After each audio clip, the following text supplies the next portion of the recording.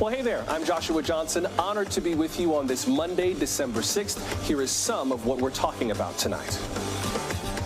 The Biden administration will not send any diplomatic or official representation to the Beijing 2022 Winter Olympics. That means not one U.S. government official will attend the Winter Olympics in China, but the U.S. athletes are indeed going. Why not a complete boycott like last time? We will explain and get your thoughts. The Omicron variant is spreading quickly, but it's not making people that sick, at least not so far. The latest on what we know about COVID and, just as important, how we know it. Plus, the Justice Department sues Texas for the second time in 2 months. We will tell you what these lawsuits have in common.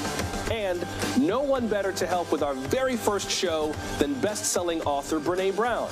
Part one of our conversation about something she and I have in common. We love helping people connect.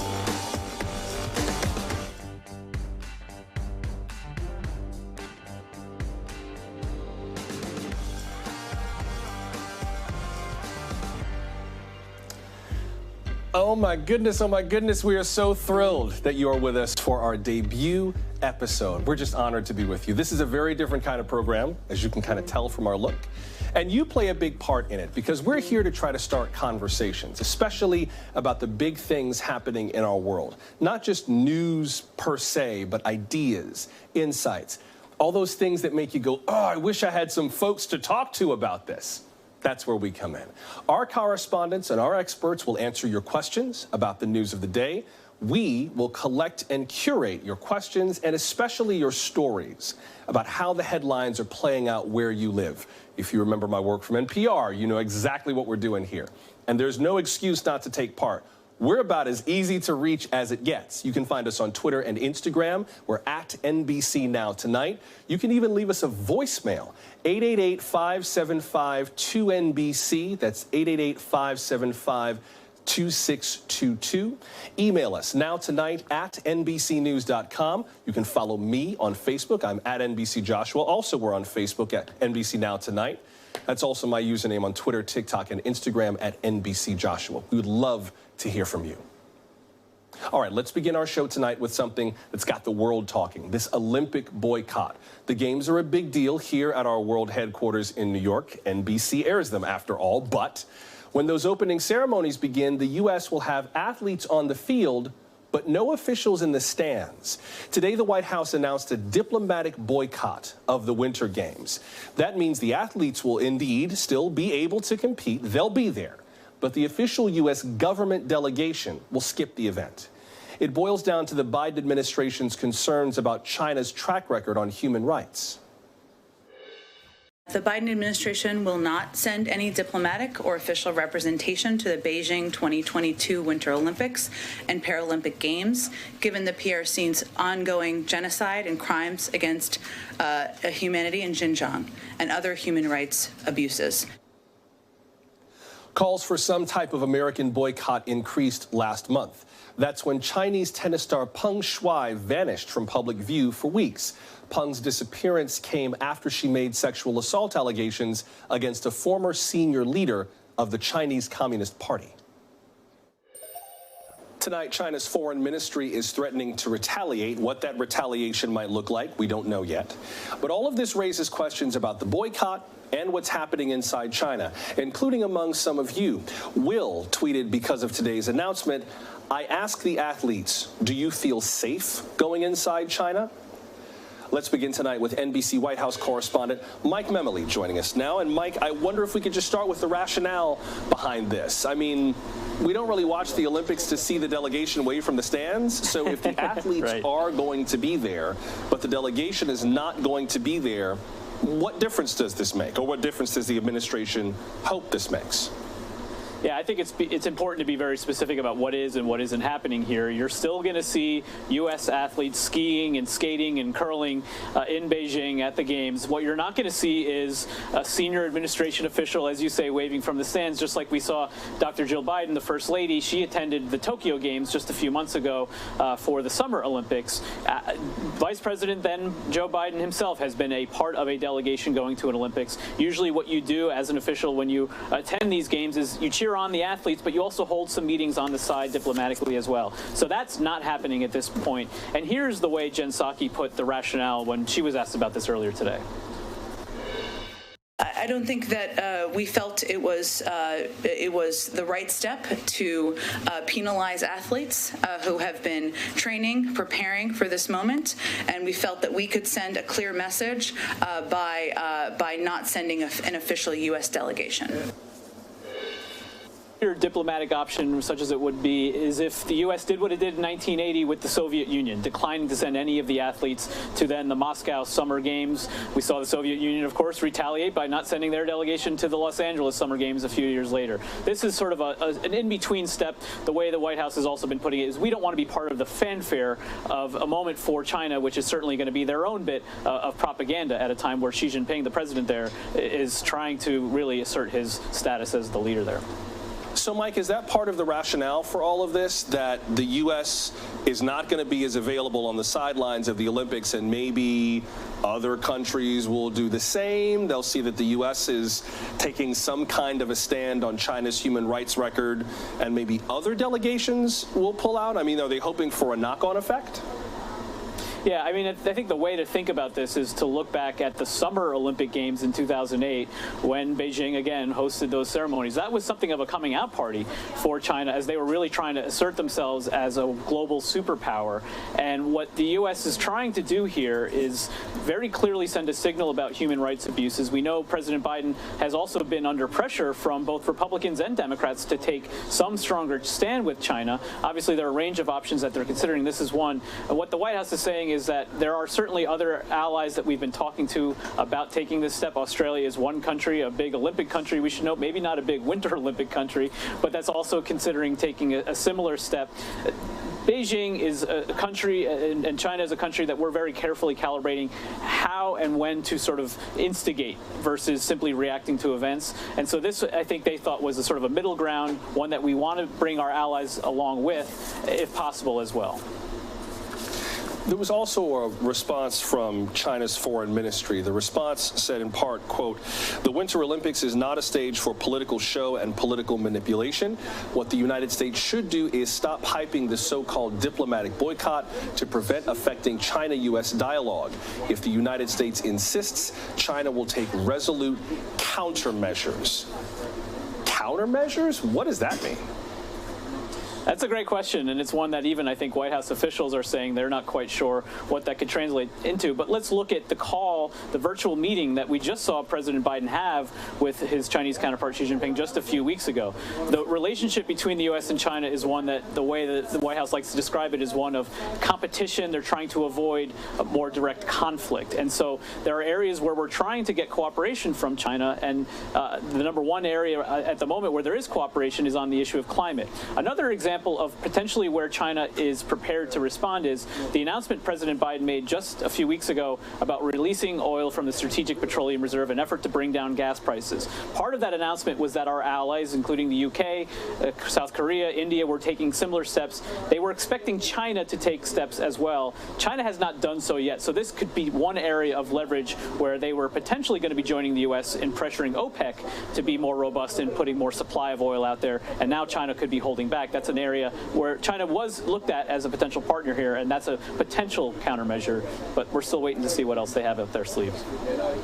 And before I have to let you go, what about the athletes? I mean, is the administration saying that they're not going to go in the hopes that some of the athletes decide to pull out? It sounded like the reason for this kind of boycott was to spare the athletes from having trained so hard for the Olympics, especially with the upset of COVID and everything else, and then have to drop out because of something international, because of this dispute. But what about the athletes?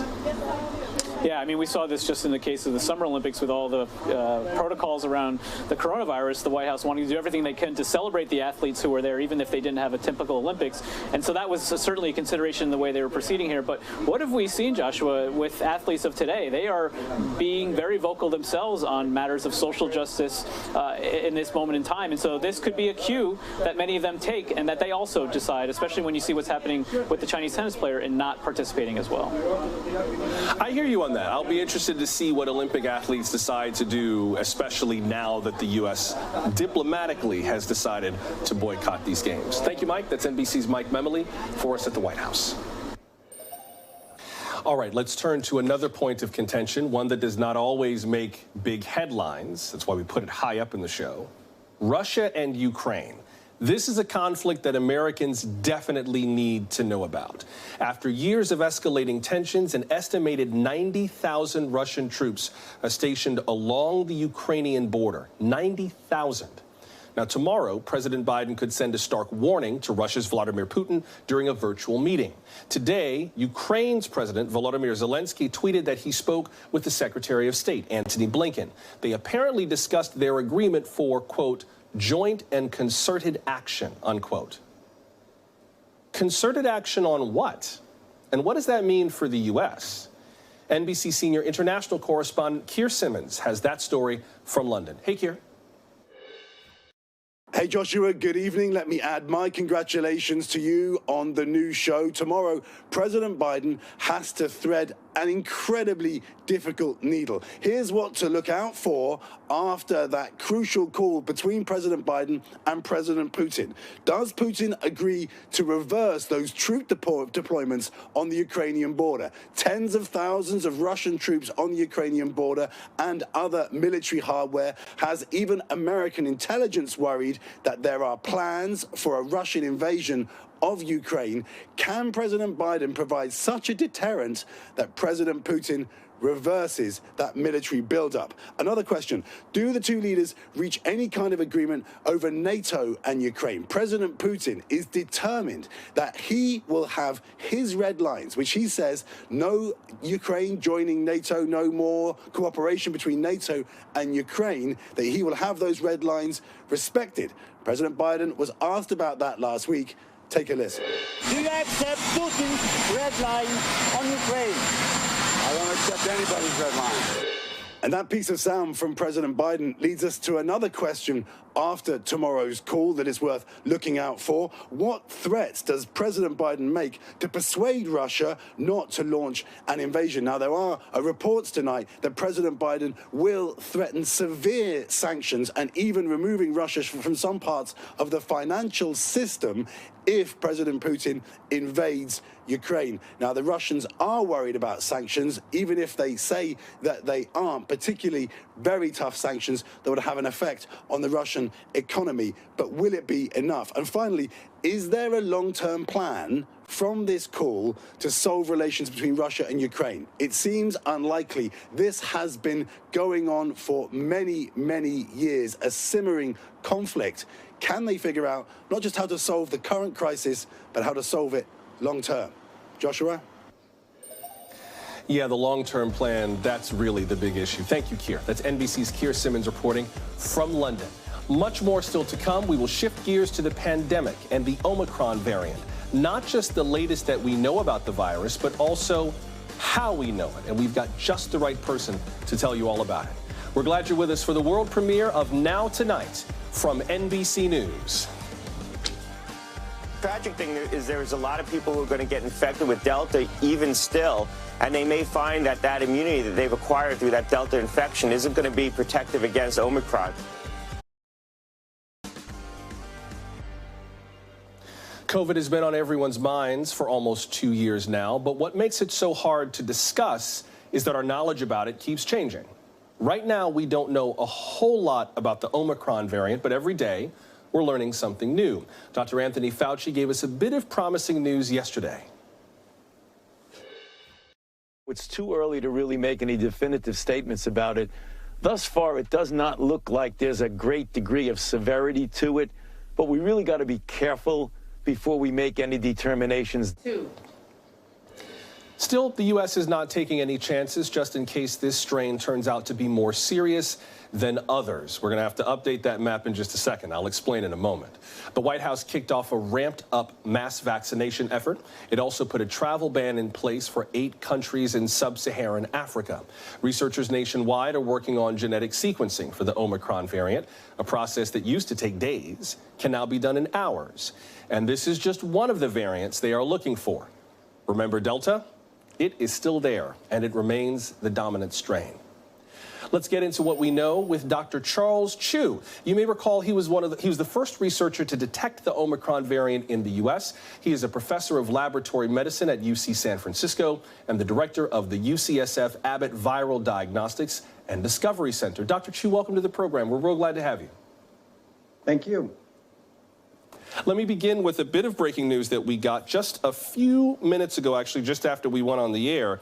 There has now been another confirmed case of the Omicron variant in Texas. This is in the Houston area. Lina Hidalgo, who is the county judge for Harris County, which is kind of like a top county administrator, tweeted that a woman in her 40s from Northwest Harris County with no recent travel history has tested positive for the Omicron variant. She goes on to tweet that the best way to protect ourselves and our community from this virus is to get vaccinated and boosted. So again, that is a case of what I guess we call community transmission of a woman from the Houston area with no recent travel history.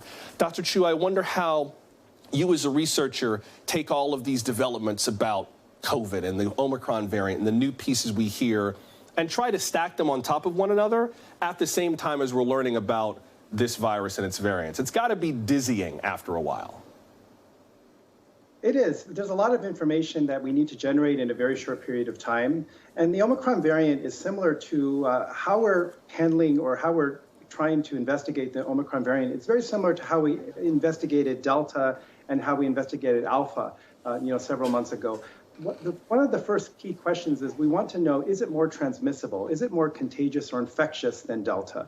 Because if so, what we know is that more transmissible strains of the coronavirus over time will end up dominating in terms of the number of infections. So currently Delta is still dominant, but certainly if Omicron is proven to be more infectious, and there are some hints that, or some anecdotal data to suggest that, it may end up being the dominant strain. But what's really interesting about Omicron is also that although it appears to be more infectious, there's also the question of does it cause more severe disease? And for that, we're getting some very interesting data coming from South Africa, in that it does appear that at least they haven't seen a huge increase in the number of hospitalizations. They haven't seen, and the patients who are hospitalized with Omicron infection, at least based on anecdotal data, they tend to have less need for supplemental oxygen. They tend to be less severely ill. So there's certainly a possibility that Omicron could be more infectious, but potentially maybe less severe. But it's still really early, and we need to do these studies to sort of answer that question. Well, and you just got it exactly what I was about to ask, which is the way that we know what we know about these. It feels like even for all of the technology we have and the technology that allowed you to detect Omicron in San Francisco so quickly, this all still takes time, right? It seems like the biggest factor in terms of why don't we know more right now? And, oh, the doctor said this and now they're saying that. It's like they don't know what they're talking about. I feel like, and correct me if I'm wrong, it's just because this is how science works. We're watching science in real time. And you just kind of have to give the research time to happen. Is that an oversimplification, or is that about it? No, you're completely right. I mean, we can use kind of the latest technology, and we can get the identification of Omicron and even the sequencing of Omicron variant cases down from weeks to days to hours. But really, it's really basic hardcore virology that needs to be done. What we need to do next is, once we identify these cases, we need to grow the virus. We need to be able to study the virus in the laboratory. And that's how we can answer those questions. Is it more infectious? Does it affect or impact the effectiveness of vaccines? Does it cause more severe disease? These are some questions that we can try to address in the laboratory, but we need to, it takes time to grow the virus, it takes time to share it with laboratories, and it takes time to do these experiments. So we're not even ready, it sounds like, Dr. Chu, to answer the question of, say, whether vaccines will work better or worse or at all on Omicron, because we just don't have the data yet. But I would like to ask you about the Delta variant, which we have some more information on. The former FDA Commissioner, Dr. Scott Gottlieb, was on CNBC earlier expressing some of his concerns about that variant. Here's part of what he said. Watch. Delta's the immediate risk. And the tragic thing is there's a lot of people who are going to get infected with Delta even still, and they may find that that immunity that they've acquired through that Delta infection isn't going to be protective against Omicron. I worry about states that have low vaccination rates, high Delta exposure, and are confident right now, and perhaps overconfident because their prevalence has declined. And that describes a lot of states in the South right now. Now, I don't want to be overconfident about this, like I'm vaccinated, I'm boosted, I take all the precautions, so I try not to worry too much about this variant versus that variant. But what is your sense as a researcher of how we should be regarding all of these different variants and strains that are floating around, especially in light of what we can or cannot do to protect ourselves? Yeah, I think this virus has really surprised us in many different angles, and it constantly surprises me and constantly surprises the field. And what I really feel with Omicron is, just like any new variant, we must be very cautious. We must be quite vigilant in our investigation. We can't assume, although, that it causes less severe disease. We need to do those studies and answer those key questions. But my worry is that the focus is on Omicron, whereas we already have a Delta variant that we know does cause severe disease, especially if you get ill and you're unvaccinated. So really, I think the take-home message is get vaccinated, get your boosters. It will protect against developing severe disease and potentially dying from Delta variant infection, and may also be effective against Omicron. And we're going to try to answer those questions probably in the next couple of weeks. And it is not too late to get vaccinated if you like. Do it quietly, privately. Planyourvaccine.com has all the information you need. Professor Charles Chu of UC San Francisco, so glad to have had you with us tonight, Doctor. Thank you very much. Thank you. Coming up, the Department of Justice is suing Texas over that state's redistricting plan. Officials say race motivated those maps. That's just ahead. Stay close.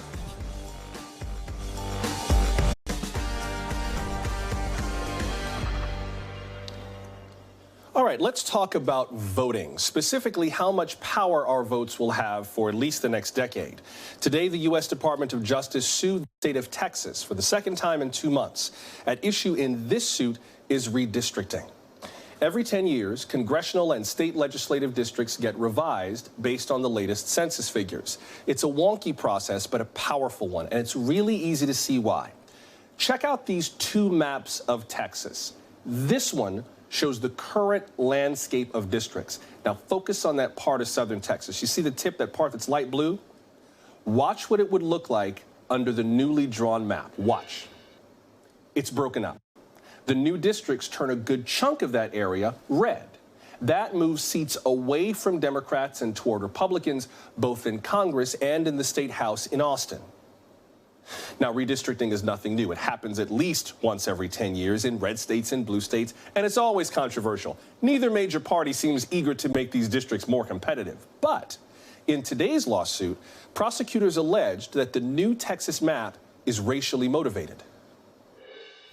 Despite the significant increase in the number and proportion of eligible Latino and Black voters in Texas, the newly enacted redistricting plans will not allow minority voters an equal opportunity to elect representatives of their choice. Instead, our investigation determined that Texas's redistricting plans will dilute the increased minority voting strength that should have developed from these significant demographic shifts. In response, Texas Attorney General Ken Paxton tweeted, quote, "The Department of Justice's absurd lawsuit against our state is the Biden administration's latest ploy to control Texas voters. I am confident that our legislature's redistricting decisions will be proven lawful, and this preposterous attempt to sway democracy will fail," unquote. Redistricting matters because of demographic shifts, including population growth.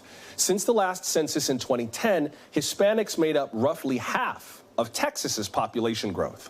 Hispanics also tend to skew Democratic by roughly 2 to 1. Now, that growth could equal a lot more voting power for Democrats. But a new poll out today sheds more light on how these voters see themselves. Maybe you've heard this term lately. It's right there on that chart. Latinx. It's meant as a gender-inclusive term instead of Latino or Latina. But if anyone supports the new term, it seems most Hispanics do not. According to the poll, only 2% of U.S.-born Hispanics describe themselves as Latinx, 2%. But 71% say they prefer the term Hispanic. And 40% say they are bothered or offended by the term Latinx.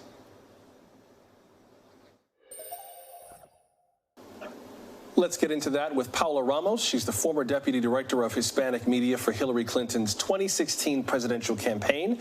And she is also the author of Finding Latinx, in search of the voices redefining Latino identity. Ms. Ramos, welcome to the program. Thanks so much for having me, and congrats on the launch.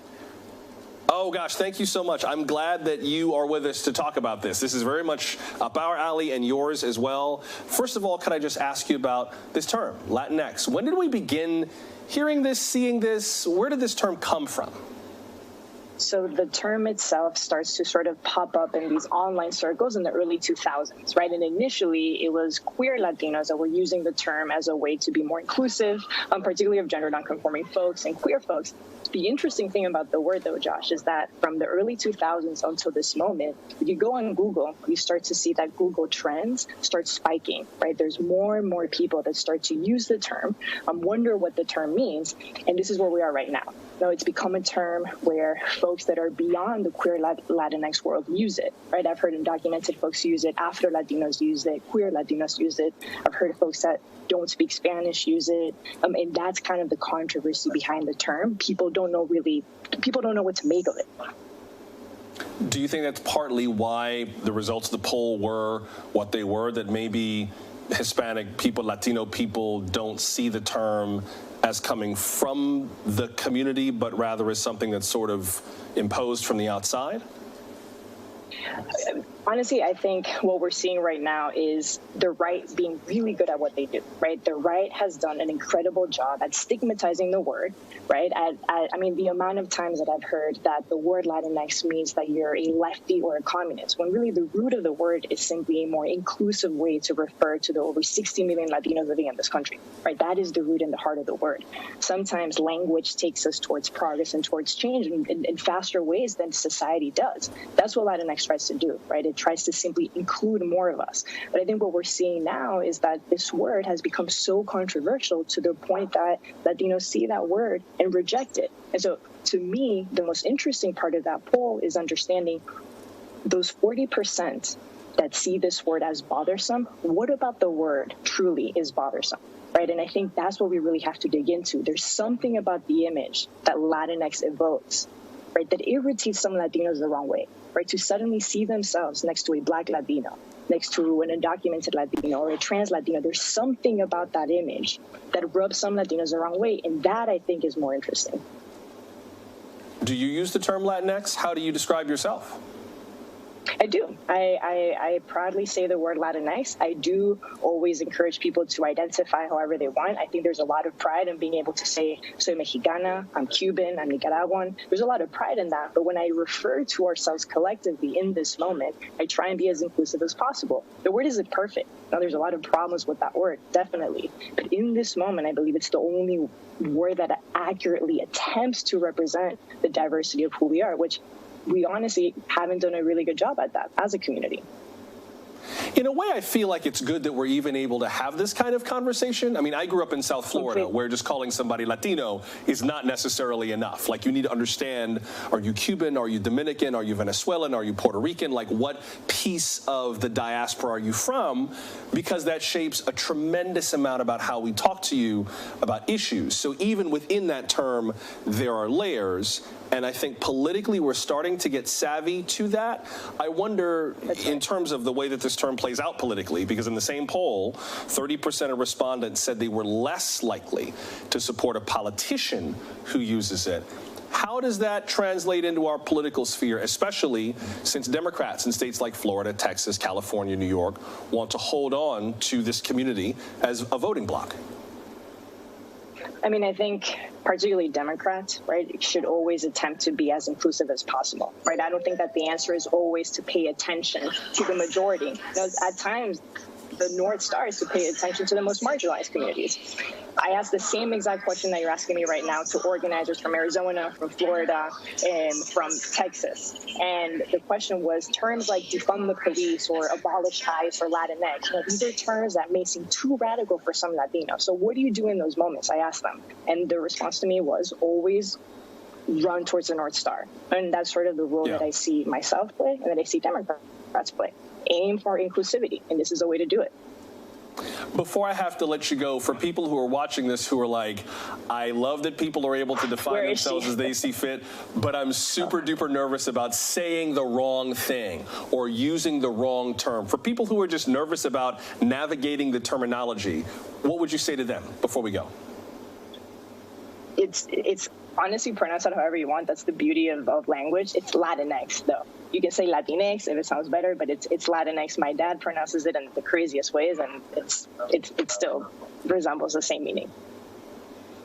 It's close enough. It's close enough. Paola Ramos, we appreciate you making time for us. The book is called Finding Latinx: In Search of the Voices Redefining Latino Identity. Thanks very much. Thank you, Joshua. Bye. Up next, we are remembering Pearl Harbor 80 years later and a veteran of World War II, the late Senator Bob Dole, when we come back.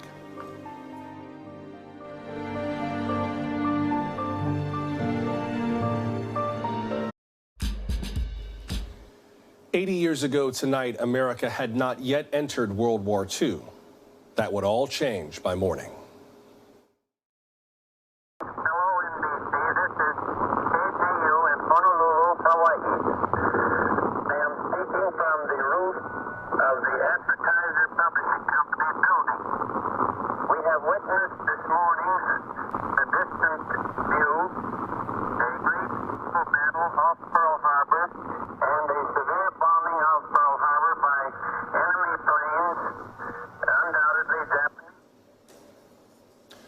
Part of the NBC broadcast that took place about 8 a.m. on December 7th, 1941. Japanese planes had bombed the U.S. naval base in Pearl Harbor, Hawaii. More than 2,000 Americans were killed. One battleship, the USS Arizona, would eventually sink to the bottom of the ocean. It remains there today. That's the memorial to the Arizona. Tomorrow, America will pause to remember the attacks. We will do so with a shrinking number of Americans with firsthand knowledge. Among them was former Republican Senator Bob Dole. He was the last of the World War II generation to win the GOP nomination for president.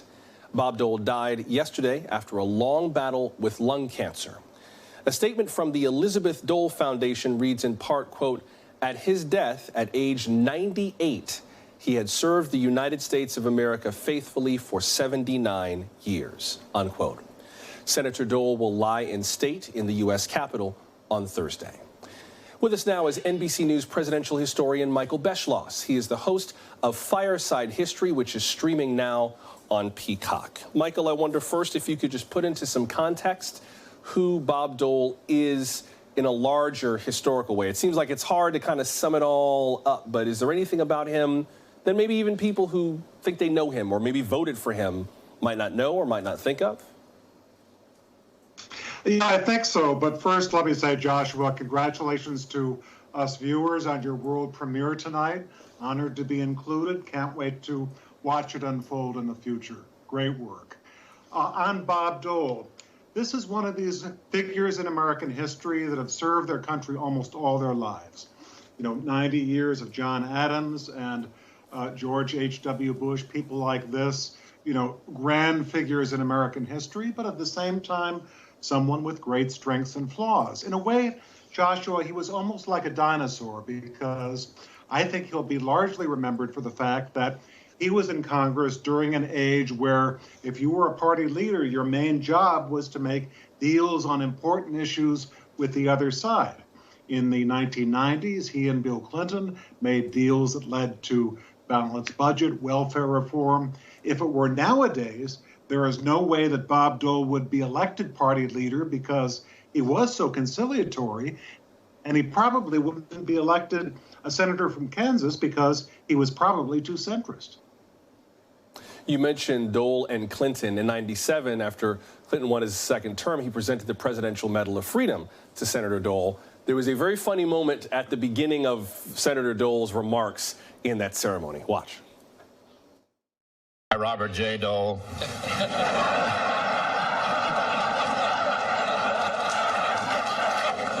do solemnly swear. Sorry, wrong speech. Yeah, at least he had a sense of humor about it all. But with regard to his life in the party, as you mentioned, some of the shift that he was part of, he was one of the living GOP presidents who endorsed Donald Trump back in 2016. So he was not a never-Trumper. Where did he sit in the party as it continued to evolve?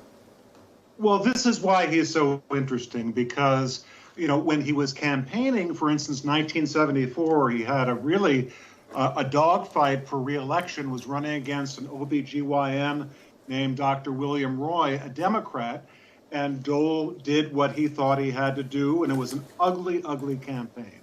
He claimed wrongly that Dr. Roy was in favor of unlimited abortions. This was just a year after Roe versus Wade.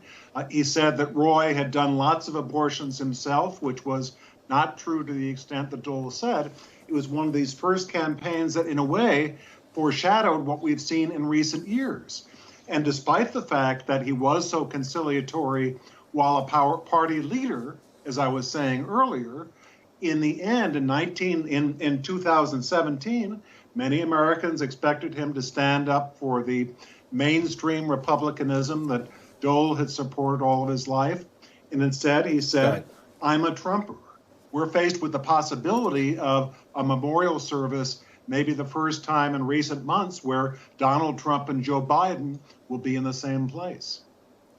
Hey, one last quick question with regard to Pearl Harbor. There was a public opinion poll Gallup did at the time. 97% of Americans surveyed said they supported Congress declaring war on Japan. Kind of a thematic question for who we are as a show, but I'd like to put this to you. I wonder if you see if there's anything that unifies Americans today as much as Pearl Harbor did 80 years ago, before we go. It's poignant, Joshua, but no. You know, that was, 80 years ago tomorrow. Nowadays, if Pearl Harbor happened, sadly, many Americans would say it was a conspiracy. You know, it didn't really happen. You know, the fake news is trying to get you to believe this. Others would blame Roosevelt for putting all those ships in the middle of the Pacific. Somewhat right, by the way, he should not have done that. But if you had asked Americans to go directly into a war that many of them had opposed, many of them would say, I don't want to go to war. This is not enough of a reason to go to war. We do not have the kind of unity that we had in 1941. The founders thought that was essential to America. What we're going to see in future years very soon is, can we have our democracy survive when this country can't unify, even at a moment of disaster like Pearl Harbor? NBC News presidential historian Michael Beschloss, his series Fireside History is streaming now on Peacock. Thank you very, very much. And I'd like to hear from you on that question. I understand Michael Beschloss's take, but I'd like to hear from you too. What do you think unifies Americans today as much as Pearl Harbor did 80 years ago? Perhaps you've had an experience that illustrates this. Tell us your story. We're on Twitter, Facebook, Instagram, at NBC Now Tonight. Leave us a voicemail, 888-575-2NBC, or email us nowtonight@nbcnews.com. We will share some of your responses tomorrow night. And yes, I know there are a lot of things that divide us. Michael was right about that for sure. So I get it if this question's hard to answer. So how can we come together and find ways to build stronger, more meaningful connections? Brene Brown has made a career of answering these questions. We'll share part one of our conversation before we go.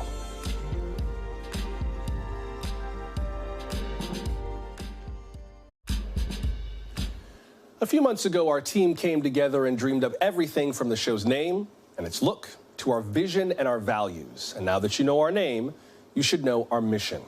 We are here to foster connection by leading America's national conversation, helping people deeply engage on our most meaningful and challenging issues.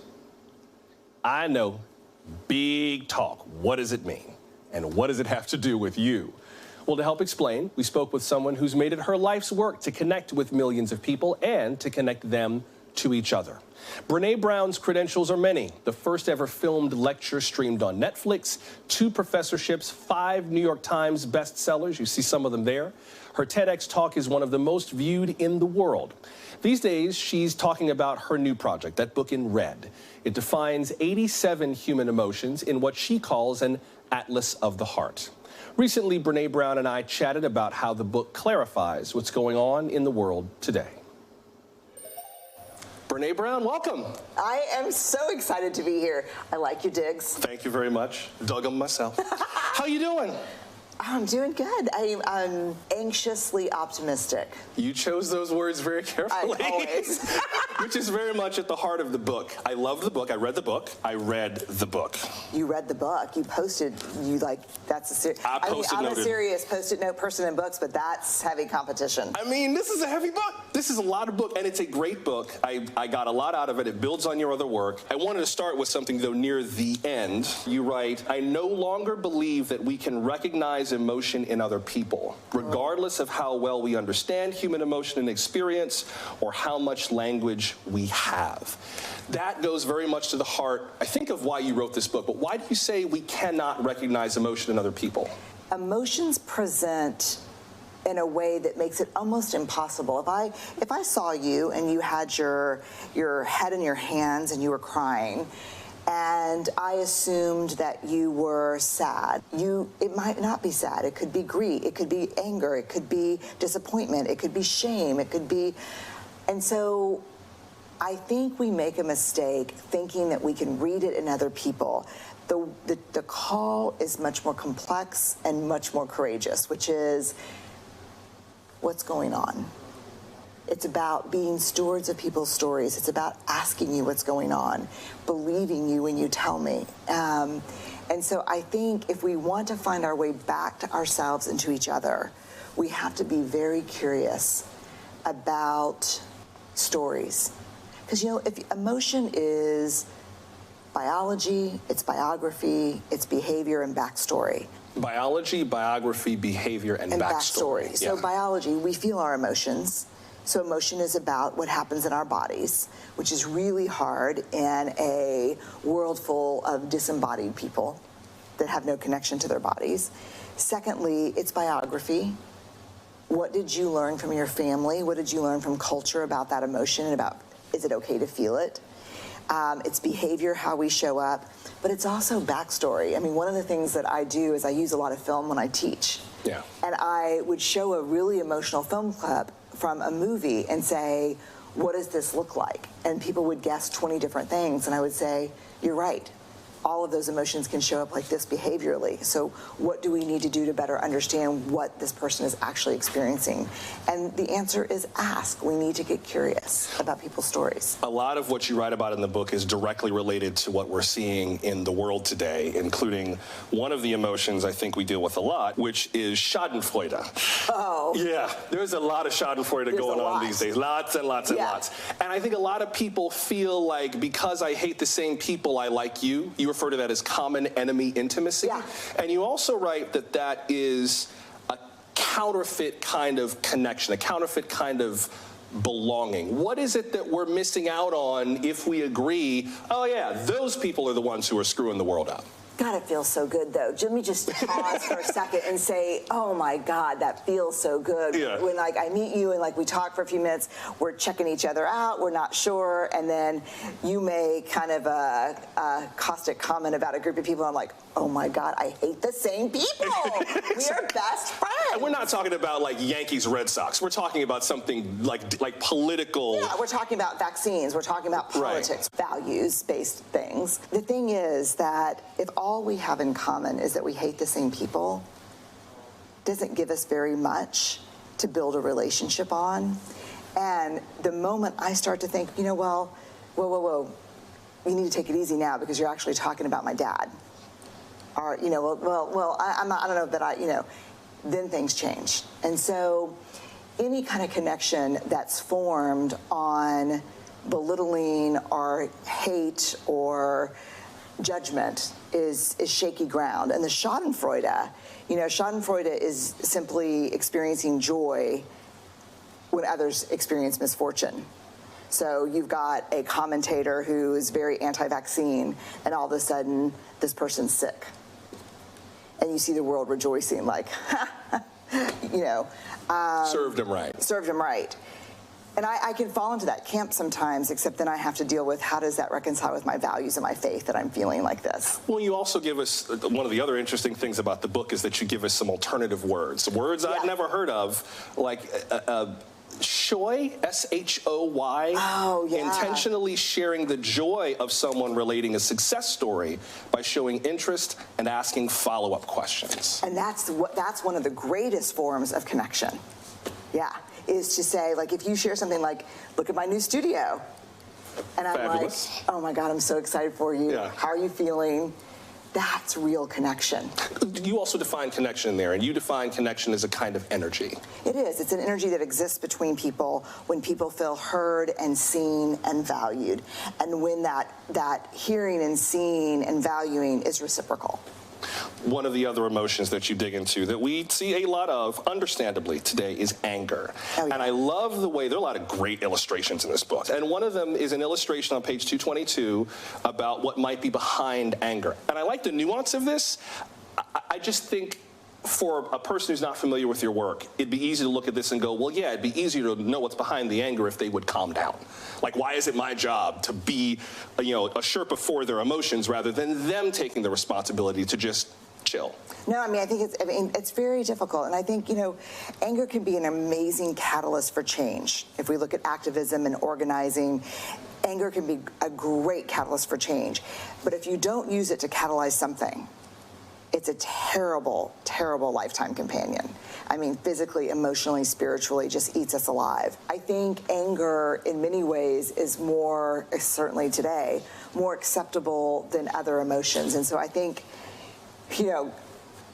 sometimes when I get angry and it's on top of, it's hiding something else, I often think about this thing that my therapist said one time. She said, it's really hard for me to hear you because of how you're acting right now.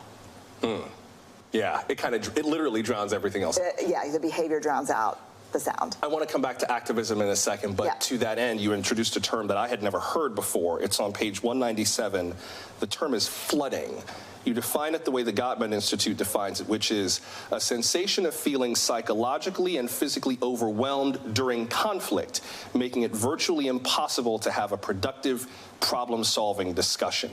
And you refer to having an argument with your husband, Steve, in which you write, at some point I realized that stopping, meaning stopping the argument, scared me. Fighting together seemed less painful than hurting alone.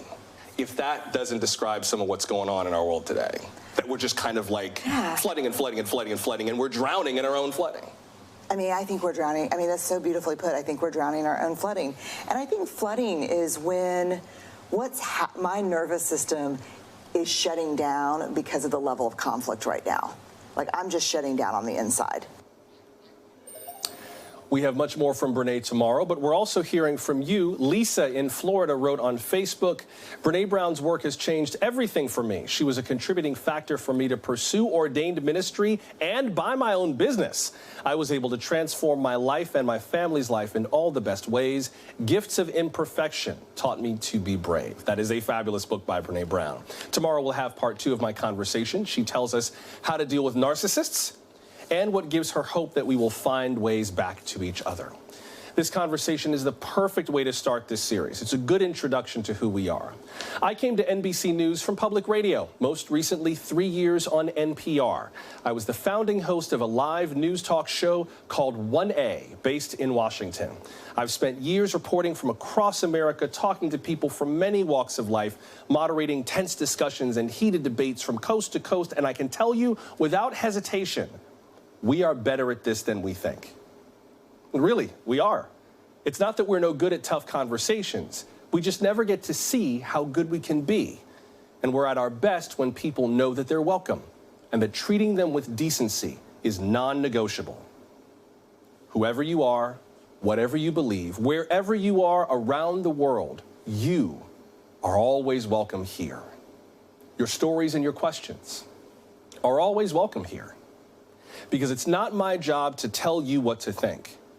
My job is to think about what you tell me. Hey, thanks for making time for us. Day 1 is done, but come on back tomorrow and please do bring a friend. Be sure to follow us online for the latest on upcoming guests and topics. We're at Twitter, Instagram, and Facebook at NBC Now Tonight, or leave us a voicemail, 888-575-2NBC. So until we meet again, I'm Joshua Johnson. Thanks for making time for us. We'll see you tomorrow. Good night.